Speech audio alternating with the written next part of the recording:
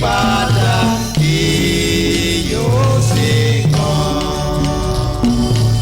Ọ̀wọ́n lẹ̀jẹ̀ tó wò wá sàn, ìpele dídí òrọ̀kẹ́, agbára lọ́wọ́ tó ń gbani kò lè sí kan.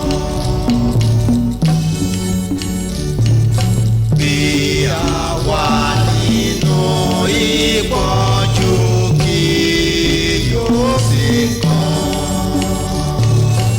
Ìgbàlà kíkan ní tiwa kí yóò sì kàn.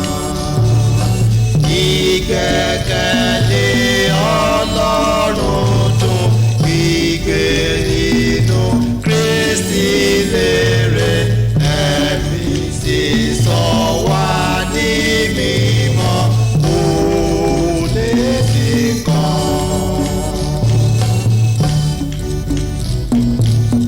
Ọjọ́ ọ̀la yìí ó dára.